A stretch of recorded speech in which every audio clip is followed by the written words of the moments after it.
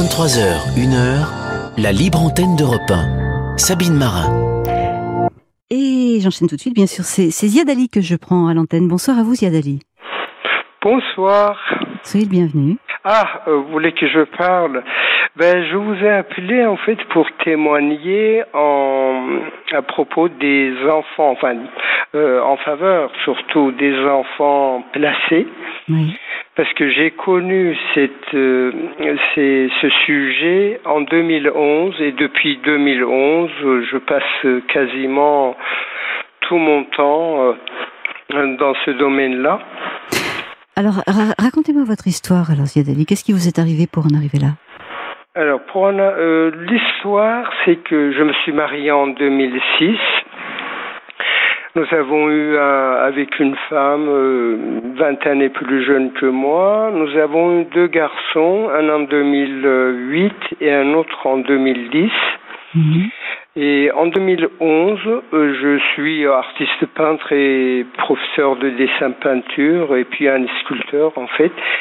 J'étais dans ma classe de dessin peinture pour des adultes et à 19h dans l'après-midi, je reçois un coup de fil de l'aide sociale à l'enfance des Yvelines me disant que votre femme est venue avec vos 2 petits bouts de chou dans nos locaux à Chanteloup-les-Vignes en l'occurrence.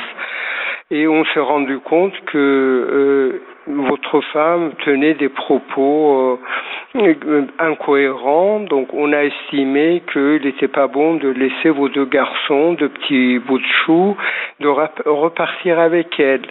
On les a retirés à votre à votre femme et on les a placés dans 2 foyers différents de la région parisienne. Attendez, tout ça en quelques heures? En quelques heures, comme ça. En fait, le matin, mon ex-femme avait dit je pars faire jouer les enfants dans une grande parc à Paris. Donc moi, j'étais parti dans ma classe. Mais comment ça se passait à la maison à ce moment-là? Est-ce qu'il y avait quelque chose de latent qui n'allait pas, ou est-ce que vous aviez l'impression que ça allait bien? Oh non, on a en fait, quand on s'est marié, à partir de là, il a eu des problèmes psychiatriques, il était souvent hospitalisé, de force parce qu'il refusait de se faire de se faire soigner. J'avais déjà demandé la divorce en 2007, ensuite en 2009, et chaque fois, la famille intervenait en disant non, il va se faire soigner. Et puis, il avait des excès de violence. Mais vous aviez demandé le divorce, mais vous avez quand même fait des enfants avec elle après. Voilà. Ça veut dire que chaque fois, il se faisait soigner pendant quelque temps, et il se calmait. Et puis, c'était la période, on a eu ces 2 enfants. Et puis en 2011, j'avais redemandé la divorce, cette fois en disant que j'irais jusqu'au bout. J'avais demandé la divorce en mai, au mois de mai 2011, et c'est le 17 juin 2011 que j'ai eu cette histoire-là avec l'ASE. Donc, alors, comment vous réagissez à ce coup de fil alors? Alors, avec ce coup de fil, j'étais dans ma classe et à un moment, c'était des adultes, les élèves. D'un seul coup, j'ai réalisé qu'on est en train de dire alors Ziad, ça va? Qu'est-ce qui se passe? Et moi, j'étais au téléphone, j'étais d'un seul coup j'étais écroulé en fait. Je comprenais pas ce qui se passait et je ne savais même pas ce que c'était l'ASE en fait. Mais le fait d'entendre que mes enfants ont été placés dans 2 foyers différents, ce qui s'est passé en fait, je réalisais pas. J'avais des sentiments assez étranges, à la fois un peu soulagé en disant que les enfants sont mis à l'abri. En sécurité, oui. Voilà, en sécurité. Et à la fois, j'avais ce sentiment que, mais qu'est-ce qui se passe? Pourquoi? Comment ça s'est passé? Il disait qu'elle allait les faire jouer dans une parc à Paris. Pourquoi à l'ASE Chanteloup? Mes élèves me disaient, même plusieurs années plus tard, il me disait qu'on avait l'impression que c'était en train de faire un AVC. Oui, vous avez été en ce qu'on appelle en état de sidération. Voilà, un état assez étrange, assez incroyable. C'est-à-dire que la nouvelle est tellement énorme à avaler qu'elle reste bloquée, quoi. Voilà. Donc, je demande à cette personne qui se présentait comme étant la directrice de l'ASE de Chanteloup, je lui ai dit, mais alors quand est-ce que je vais voir les enfants ? Elle a dit, vous ne le verrez que dans 15 jours, une fois que vous serez passé devant le juge des enfants. Alors pendant ce 15 jours, c'était très très long le temps, je me rappelle de ça, c'était une choc émotionnelle extrêmement violente. Attendez, comment ça s'est passé entre elle et vous pendant cette période-là ? Quand vous rentrez chez vous, qu'est-ce que vous lui dites ? Elle n'est pas rentrée chez moi, en fait. Au téléphone, je sais pas. Non, même pas. À partir du moment où elle est allée à cette antenne de l'ASE, elle-même, elle a été logée par les services sociaux. C'est-à-dire, les enfants ont été placés, et elle-même, elle a été logée. Mais vous n'avez pas eu envie ou besoin de lui parler ? Oui, mais je pouvais pas, j'avais pas accès à elle. En fait, elle était disparue. D'accord. Et d'ailleurs, j'ai été le lendemain déposer un main courant, comme quoi ma femme est disparue. On me disait pas qu'elle a été logée. On me disait pas ça. On disait elle a déposé les enfants. On ne sait pas où elle est.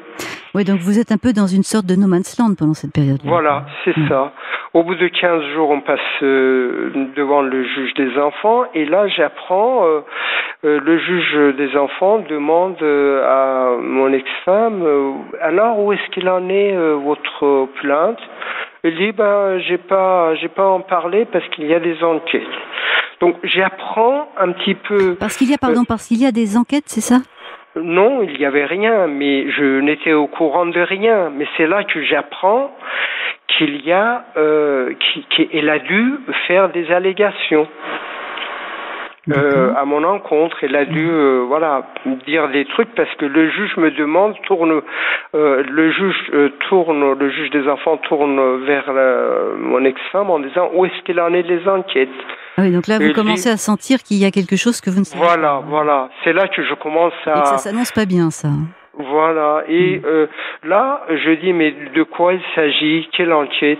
Alors, le juge dit, monsieur, je place les enfants pour 4 mois. Et les motifs de placement, les problèmes psychiatriques de la mère et une enquête en cours à votre égard. Donc il est écrit dans cette décision du juge des enfants. C'est 2 questions bien distinctes. Et là, à ce moment-là, vous ne savez toujours pas de quoi on parle ? Non, on ne sait pas. Je ne sais pas. Vous ne savez pas, en tout cas. Oui. Non, je ne sais pas. Donc je reviens à la maison. Quelques heures après, mon ex-femme rentre à la maison et il avait les clés, tout ça. Et moi, j'étais dans le jardin et il commence à rentrer dans la maison. Je dis, mais où est-ce que tu étais ? Où est-ce que tu vas ? Je vais à la maison. Bon, mais à partir de là, j'avais quand même un petit peu, je me doutais un petit peu qu'il y avait des choses qui étaient un peu étranges parce que juste quelques jours avant qu'elle fasse ça, mon garçon le plus grand m'avait dit, m'avait parlé avec ces mots, et il m'avait fait comprendre qu'il se passait quelque chose. Dans quel contexte vous avez pu parler avec votre fils ? Pardon ? Dans quel contexte avez-vous pu parler ? On était en train d'aller chercher du pain et il m'avait parlé que maman disait quelque chose. Vous parlez de quelques mois auparavant alors ? Non, quelques jours avant qu'elle dise qu'elle allait les emmener à Paris. D'accord. Donc en fait, là j'ai refusé à ce qu'elle rentre à la maison. Elle a appelé les policiers, le commissariat. Les flics sont arrivés. Ils ont dit mais oui mais madame, vous êtes logée par les services sociaux. Vous revenez ici, vous avez porté plainte contre votre mari et vous revenez ici, vous dites que ici c'est chez vous, vous voulez habiter chez vous. Donc ils lui ont dit non, là, c'est pas cohérent, et puis quoi, oui. voilà, c'est là que j'ai appris qu'en fait elle a déposé 2 plaintes. Ce que je l'aurais violée elle-même et que j'aurais violé nos 2 garçons de 1 et de 3 ans. Donc elle est repartie et puis nous sommes en fait ça c'était en juin et en septembre 2011 il y a eu des classements sans suite.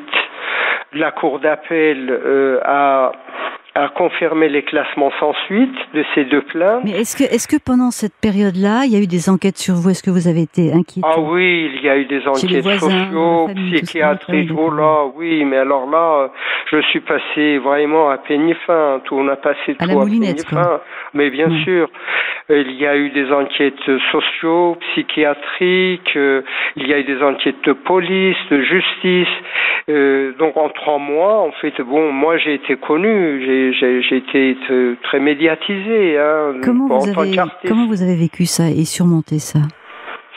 En fait, pour vous dire, ça a été très très dur. J'ai en fait vécu des chocs émotionnels. J'ai subi des chocs émotionnels extrêmement violents. C'est que, par exemple, je me levais, surtout les enfants, hein, qui me manquaient, parce que les restes, j'avais quand même confiance en justice, tout ça. J'avais confiance. Je disais bon, la vérité se saura. Mais je me rappelle, je me levais par exemple à 3 heures du matin en pleurs et je pouvais pas dormir. Et puis j'avais 3 boulots qui m'attendaient le lendemain, des rendez-vous avec les clients, j'avais mes cours, je restaurais des tableaux anciens, j'avais des fois des expos, des élèves. Donc j'avais beaucoup d'activités, j'étais très très actif et à 3 heures du matin, je me levais à 2 heures du matin, je me levais en pleurs parce que mes enfants me manquaient, parce que voilà, c'était très très violent. Et Ziad, votre entourage, amis et famille, comment est-ce qu'ils se sont comportés à ce moment-là? Oh, il n'y avait pas j'ai pas de famille, je suis d'origine iranienne, donc tout le monde sont là-bas. J'étais un peu tombé du ciel en France. Et puis bon, voilà, par contre, une vie sociale très très développée. Tous mes élèves, ou les gens qui me connaissaient me disaient, mais attends, mais on t'a bien dit, il fallait pas te marier avec elle. Donc et là, en plus, il fallait répondre ça. Pardon ? Vous avez été plutôt soutenu. J'ai été. Alors, c'est ça que je voulais dire. Finalement, soutenu. Oui, moralement, par ceux qui me connaissaient, mais surtout, j'étais très très actif, donc ça me prenait mon temps. Mais le fait que je me levais, par exemple, à 2 heures du matin en pleurs, que je pouvais pas dormir, j'étais pas loin de tomber dans le même cas de figure que plupart des parents victimes de cette situation. Ça veut dire, vous savez, après c'est la dépression, la médoc, et puis après vous plongez et puis vous en sortez. C'est la spirale infernale. Voilà. Mais alors, ce qui se passe, c'est qu'en tant que artiste sculpteur, moi j'ai eu une idée, donc j'ai inventé une pyramide. J'ai dessiné et réalisé une pyramide qui fait 16 mètres carrés au sol sur 7 mètres de haut, en bois massif. Et je fais un mezzanine à 1/3 de ces pyramides qui sont totalement écologiques, c'est-à-dire que je les fais cuire, je cuis les planches à l'huile de lin et à l'ail, comme à l'époque des dracars, comme on faisait avant les Renaissances. Donc j'ai fait cette pyramide dans mon jardin, j'ai un jardin, une maison d'un jardin à Andrézy, et dans cette pyramide, donc j'ai fait une mezzanine à la hauteur de la chambre de roi par rapport à la pyramide déguisée égyptienne. Donc à la tiers de cette pyramide. Et là, je peux vous dire que c'est ça qui m'a en fait sauvé. Je suis à l'origine scientifique, pas du tout illuminé et très très rationnel. Mais quand je vais... Quelle est la symbolique de cette pyramide? J'ai un peu de mal à comprendre ça. Alors non, mais pas le symbolique qui m'intéressait. À l'origine, j'ai fait ça pour me mettre un petit peu en état de précarité de manière artificielle, parce que moi, j'avais une famille, j'avais mes enfants, et je les ai beaucoup aimés, on était très bien ensemble, et que d'un seul coup, je me trouvais dans une maison de 3 étages que j'avais fabriquée avec mes propres mains, qu'il y avait une vie, que je me trouvais tout seul. Donc, je me réveillais la nuit sans pouvoir dormir et en pleurs. Donc, j'ai décidé, quelque part, de me mettre dans un état de précarité artificiellement. Donc, j'ai dessiné, fabriqué cette pyramide, mais une fois fabriquée, quand je dormais, j'allais dormir dans cette mezzanine, ça veut dire à ce tiers de cette pyramide, là, ma tête ne fonctionnait plus et je dormais comme un bébé. Et c'est comme ça que j'ai survécu, parce que la plupart des gens qui tombent dans cette histoire sordide, eh bien, deviennent des drogués, des malades mentales, beaucoup qui se suicident, beaucoup, et il y a vraiment, tout est fait, la condition de vie des parents qui deviennent victimes de ces histoires sordides, eh bien, finissent de manière dramatique. Et c'est ça qui m'a sauvé. Ça veut dire que je récupère dans cet espace, vraiment formidablement bien la sommeil. Vous avez construit une bulle autour de vous. Eh bien, en tout cas, après même j'ai exposé cette pyramide dans une expo pendant 2 ans. On avait appelé ça Cabane des Amoureux, qui a eu énormément de succès, qui était le clou d'une exposition internationale pendant 2 ans. Pour vous dire qu'en fait, même parfois, un juge des enfants qui m'a reproché en disant: mais Monsieur Hidari, vous êtes très bien, donc vos enfants ne vous manquent pas. Bon, ça c'est une parenthèse, mais pour vous dire qu'en 2011, comme ça, en septembre 2011, j'ai été blanchi de tout soupçon. Donc il y a eu d'abord des classes. Ziad, pardonnez-moi, vous allez nous raconter la suite si vous le permettez, mais après les informations. Oui. Vous êtes d'accord? On marque une petite pause. Oui, d'accord. Et je vous récupère de l'autre côté des infos et on continue cette conversation. D'accord. Merci à vous, à tout de suite. Minuit passé de 7 minutes, on se retrouve donc pour la deuxième et dernière partie de cette libre antenne. Vous le savez, nous sommes ensemble et en direct jusqu'à 1h du matin. Vous pouvez bien sûr continuer à nous appeler au 39 21 si vous souhaitez prendre la parole ce soir. Vous tomberez sur Estelle ou sur Maxime qui vous guideront ensuite jusqu'à moi. 39 21, donc le numéro de téléphone si vous avez envie de parler ce soir. Si vous préférez intervenir par SMS, donner votre avis, apporter un soutien, demandez aussi à être mis en contact avec quelqu'un, eh bien vous faites le 7 39 21 en commençant bien par le mot nuit en majuscule, suivi d'un espace. Enfin, je vous rappelle aussi notre adresse mail, c'est libreantenne en un seul mot, libreantenne@europe1.fr. 23h, 1h, la libre antenne d'Europe 1. Sabine Marin. Ziad, vous êtes là? Allô? Oui, je suis là, oui. Bon, vous nous disiez avant les infos que votre ex-femme, qui visiblement souffre de problèmes psychiatriques, vous a accusé d'avoir violé vos enfants et qu'après plusieurs mois d'enquête, vous avez été complètement blanchi. On en était là. Ah oui, ça veut dire qu'il y a eu non-lieu, et non-lieu définitif, qui a été aussi confirmé par la Cour d'appel. Ça veut dire que ce problème, depuis septembre 2011, c'est totalement terminé. Donc normalement, comme en 2012, début 2012, un juge des enfants a ordonné le retour des enfants chez moi, à mon domicile, normalement, les enfants auraient dû être déjà à la maison. Alors, vous allez nous raconter la suite, mais simplement pour qu'on puisse partager ça avec vous. Comment vous êtes-vous senti quand il y a eu ce non-lieu ? Qu'est-ce que ça fait quand on a été comme ça menacé et accusé à tort pendant des mois? Qu'est-ce qu'on ressent quand le jugement arrive? Alors, je vais vous dire, moi, déjà, j'ai pas eu d'avocat dans ces histoires, j'ai pas pris d'avocat. Et pourquoi?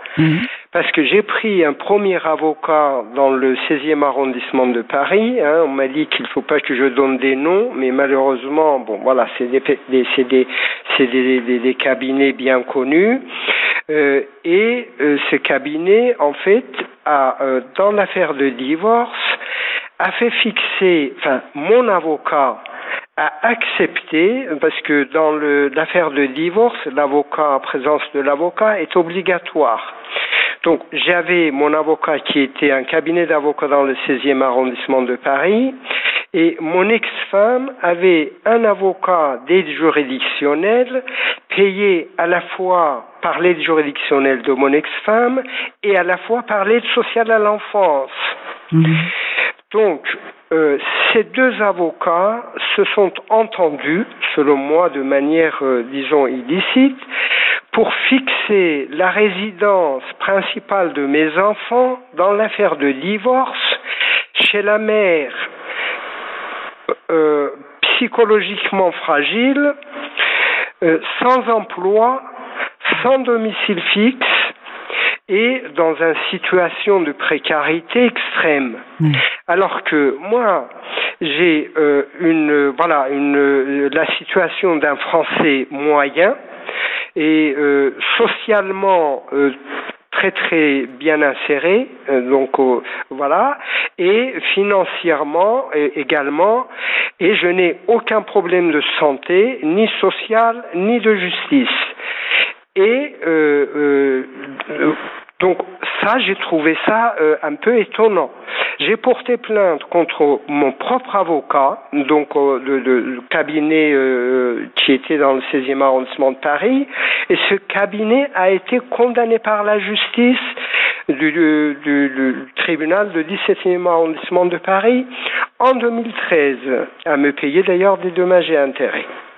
C'est-à-dire, le cabinet a été condamné pour faute professionnelle. Oui. Ensuite, j'ai engagé un autre avocat dans Saint-Germain-en-Laye, mais je suis frustré de ne pas donner le nom parce que... Vous comprendrez que on ne peut pas le faire. Voilà, bon, si je ne le fais pas, mais sachez que ce deuxième avocat, je suis en ce moment en procédure au pénal. Ça veut dire ils ont fait tellement des choses incompréhensibles. Par exemple, elle a accepté 750 € de pension qu'on a pris de force sur mon compte bancaire en faveur de mon ex-femme pour entretien et éducation de mes deux garçons, qu'elle a placé elle-même à l'ASE, qu'elle a toujours demandé depuis 2011 les renouvellements de leur placement et qu'elle ne les a jamais eus à sa charge.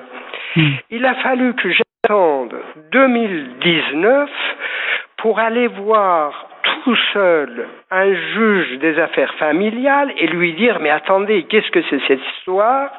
On vient de me prélever, on vient de, retirer pendant des mois de force par voie d'huissier 750 € par mois et que à cause de ça, je n'ai plus de compte bancaire, la banque a fermé mes comptes et qu'il distribue mon salaire et mes revenus entre ses propres honoraires, l'huissier et mon ex-femme qui a placé nos gosses et qui ne les a jamais eu à sa charge.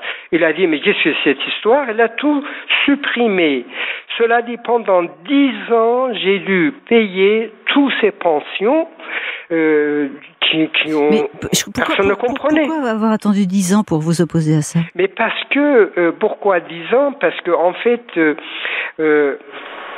cet l'avocat de mon ex-femme, qui était à la fois l'avocat de l'ASE, qui était payé par deux sources différentes, c'est son métier. Il connaît très bien et sait comment s'y prendre. J'ai été tellement harcelé pendant ces 10 années par la justice pénale, par la justice civile, que j'ai été tellement occupé à courir dans tous les sens que j'avais pas le temps et qu'il me demandait rien.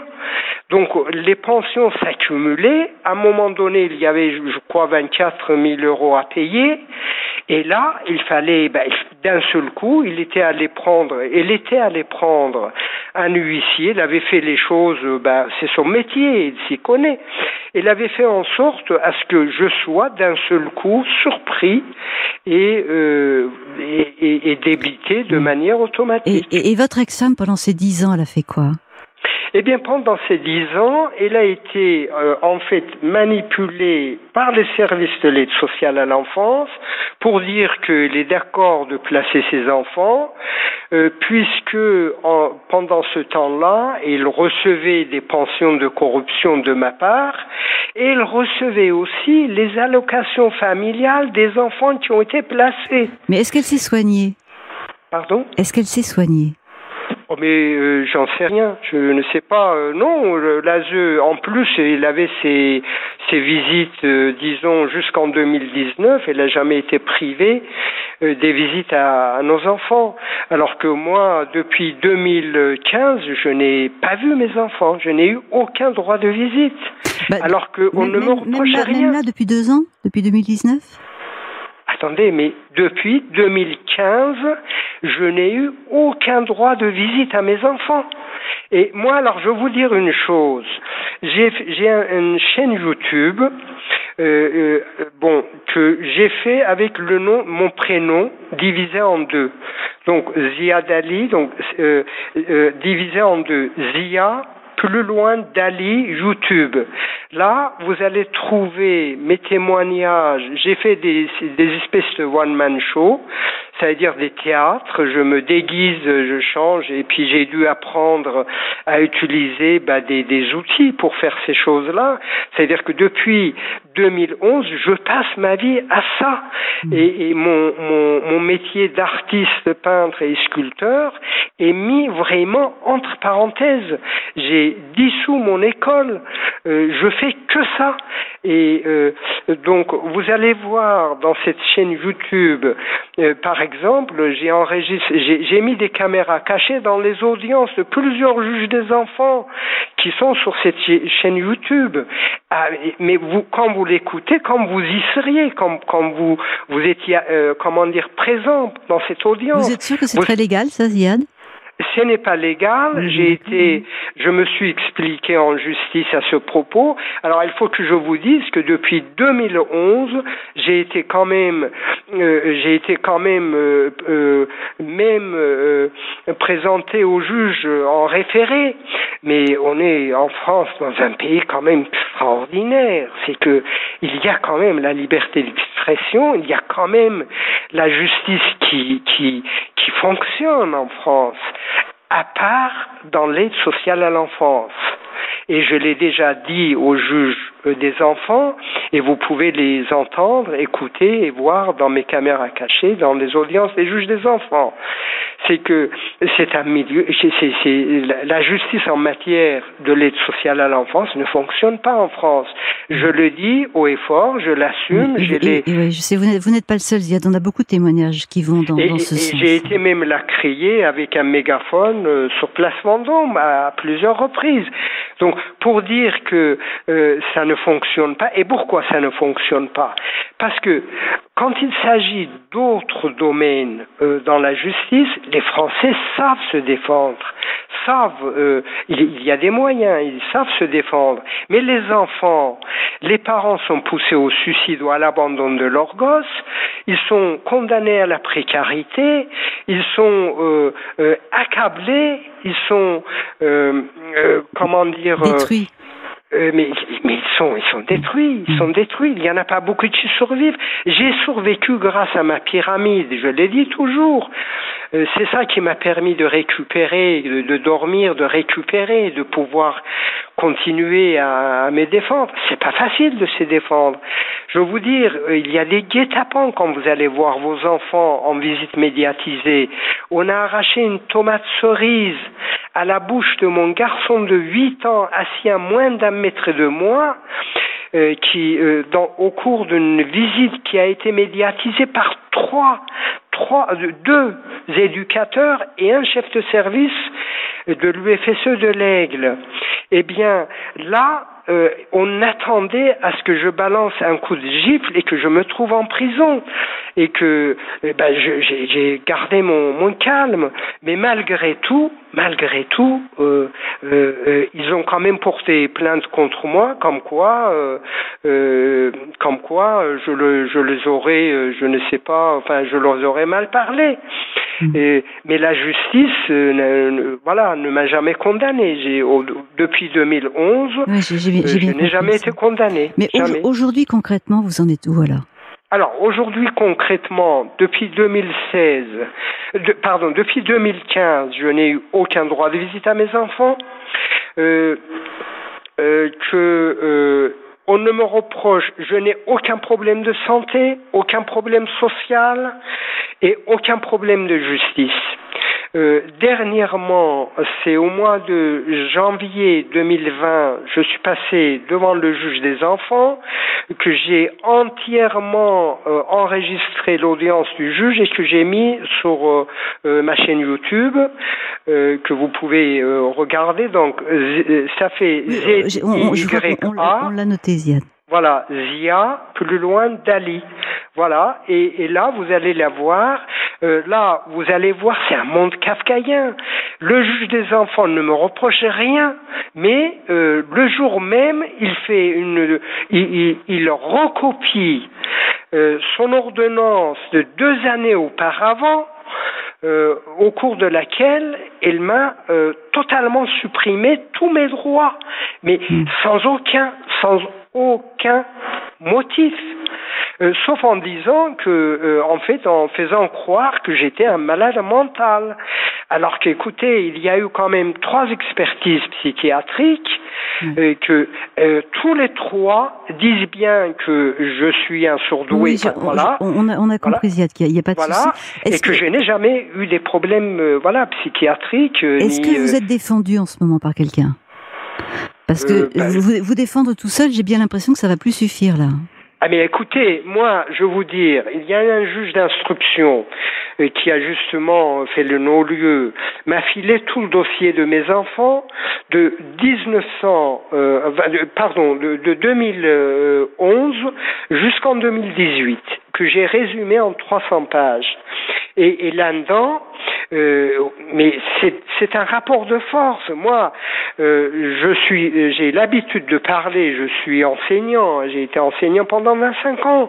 Donc, j'ai l'habitude de parler. Je connais mon dossier parfaitement bien, et qu'on ne me reproche rien. Pourquoi j'irais payer des avocats qui iraient s'entendre dans mon dos avec l'ASE? Et il y a des avocats que j'accuse aujourd'hui de cette rémunérés par mes contradicteurs. J'ai bien compris, mais ils ne sont pas tous comme ça. Et attendez, vous pourriez aussi tomber sur quelqu'un qui arrive vraiment à vous défendre. Mais attendez, mais j'ai eu quand même 3 avocats. Et les 3, le troisième, en fait, je l'ai jamais engagé. Ça veut dire, je ne l'ai jamais rencontré, je ne l'ai jamais, j'ai jamais fait de contrat avec lui, je ne l'ai jamais rencontré. Il est allé de ma part à la cour d'appel et il a supprimé mon audience à la cour d'appel en 2015. Alors, vous pouvez imaginer qu'un avocat, qu'est-ce que vous voulez? Maintenant, je suis en procédure en pénal avec 3 avocats qui sont quand même venus 4 fois devant des tribunaux et que l'affaire continue. Ça veut dire que c'est pas classé. Ils sont déjà venus 4 fois devant des tribunaux et qu'on est maintenant en procédure en pénal. Ça veut dire que là, la justice fait son travail. Mais le problème, c'est que le travail de la justice pénale en France n'est pas adapté à la durée de vie des enfants. Mes enfants grandissent depuis 10 ans sans leur père. Ils circulent sur des manteaux. Le temps perdu est irrécupérable, quoi. irrécupérable et que il n'y a pas motif à ce qu'ils soient placés comme ça. Et il n'y a aucun motif à ce que je ne les voie pas. Moi, je vais vous dire, là, dernièrement, vous pouvez les voir sur ma chaîne YouTube justement dans des caméras cachées. Je suis pas tout à fait sûre d'être à l'aise avec ça, Ziad. De cautionner des caméras cachées qui sont illégales, ça m'en pose un problème. Écoutez, la justice est au courant. L'ASE a porté plainte des maintes fois, et que la justice est au courant. Vous comprendrez que la libre antenne n'est pas là pour se mettre entre l'ASE et vous. Hein.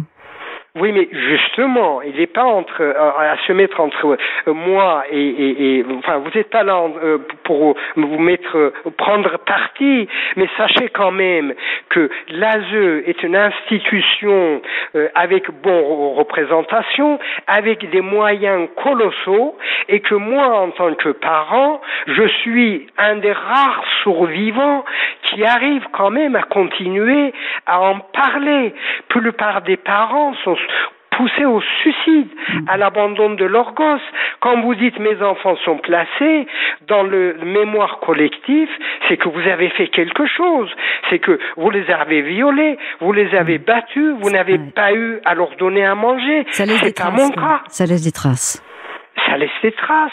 Et donc, moi, maintenant, si je ne suis pas défendu par des simples citoyens, je dis pas que vous prendre parti, vous preniez parti parce que vous avez un espace de parole public, mais les Français, si les Français ne se rendent pas compte de ces choses-là, on est dans une situation dramatique. Vous savez qu'il y a 400 000 enfants placés chaque année en France, 400 000, dont la Cour des comptes reconnaît officiellement que les moitiés sont placés abusivement.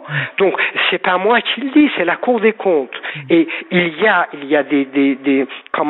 des preuves pour ça. Et sachez que chaque enfant placé rapporte environ 8 000 € par mois payés par les contribuables français. Et ce 8 000 € déjà officiel, il faut y ajouter des produits dérivés, parce que les associations loi 1901 qui gardent ces enfants publient des photos charitables de nos gosses pour récolter de l'argent, et ils en récoltent énormément. Et ils sont payés plus de 9 000 € de salaire par mois, alors que mon gosse, il a eu des blessures, il a eu des maltraitances, des blessures dues aux maltraitances, et que j'ai dû pleurnicher pendant 3 ans à ce qu'on le présente à un dermatologue qui a dit mais attendez, pourquoi vous l'emmenez maintenant?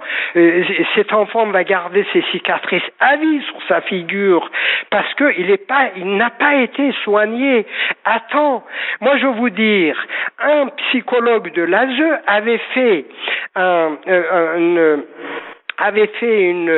rapport au juge disant que moi, donc voilà, monsieur tel, en parlant de moi, met la nourriture dans la bouche de son enfant, donc mon garçon de 1 an, avec une sensualité dérangeante. La même psychologue qui était chargée de s'occuper de ce gamin n'avait pas vu que mon enfant était infesté d'oxurose, était infesté des parasites sur sa tête, des verrues, et il ne l'avait pas vu. Il avait vu que je mettais de la nourriture avec une sensualité dérangeante, mais il n'avait pas vu ça. Dans ces services, moi je vous le dis, j'ai écrit ça, j'ai écrit plus de 6000 pages. J'ai bien compris. Ziad, vous avez eu une tribune pour en parler ce soir, vous l'avez très bien fait, je pense que le message est passé. Vous avez dénoncé des dysfonctionnements graves, d'après vous. Attendez, d'après moi, je vais vous dire un autre exemple. Non, il va falloir... Au bout de 4 mois, juste un. Au bout de 4 mois, oui, on revient pas dessus, mais au bout de 4 mois, on aurait dû laisser mes enfants venir chez eux. Eh bien, vous savez ce qu'ils ont fait quand on est allé à l'audience du juge des enfants qui allait laisser les enfants rentrer chez eux. eh bien, 2 éducateurs de l'ASE sont arrivés en catastrophe dans l'audience et ils ont dit que l'enfant qui avait à l'époque 4 ans vient de se masturber. Alors, comment il s'est masturbé? Eh ben, il a joué avec son doudou. Bon, en fait, le fait de dire, ils n'ont pas dit là qu'il a joué avec son doudou. Il vient de se masturber. Donc, qu'est-ce qui s'est passé? C'est que le juge des enfants, il a dit, écoutez, moi, je peux pas laisser partir un enfant qui vient de se masturber chez son père. Donc, il a renouvelé pendant 6 mois. Et au bout de 6 mois, eh bien, on est venu avec une autre histoire, comme quoi, je saute un petit peu dans le temps, dans une autre audience, pour qu'on laisse les enfants viennent à la maison, on a attribué une parole à l'assistante familiale en disant que qui a 8 ans, garçon de 8 ans, quand il est dans son baignoire et que l'assistante familiale aurait dit, quand je regarde qui y a dans son baignoire, il se sent mal à l'aise. Donc, en référence toujours à des histoires de baignoire. J'ai bien compris, Ziad. Voilà. Vous pourriez multiplier les exemples à l'infini. Oui, j'en ai à l'infini, effectivement, 6000 pages. J'entends bien, je vous souhaite beaucoup de courage pour ce combat-là. On entend très souvent des témoignages qui vont dans ce sens. Vous comprendrez une fois de plus que ce n'est pas mon rôle de prendre position. Je ne peux pas le faire. Non, mais je vous demande de le faire. Je suis de tout cœur avec vous. Je suis contente que vous ayez eu cet espace pour vous exprimer ce soir. Et je vous souhaite beaucoup de courage pour la suite de ce combat. J'essaye, en fait, au-delà de mes enfants, pour je vous dire, au-delà de mes enfants, maintenant ce n'est secret pour personne, au-delà de mes enfants, j'essaye de porter les paroles de ces enfants qui soit n'ont pas de parents dignes, ça existe aussi, parce que la moitié, c'est dans le cas, soit ils ont des parents qui ont été écartés à coups de ragots, des rumeurs et des calomnies odieux. Donc j'essaye de faire en sorte que mes compatriotes, je suis français, d'origine iranienne mais français, et que mes compatriotes viennent en aide à ces enfants. C'est pas humain, c'est pas la nature des Français. On ne les connaît pas dans le monde comme ça. Ce n'est pas dans leur nature d'accepter des injustices. Et ces enfants sont victimes des injustices inexplicables, injustifiables et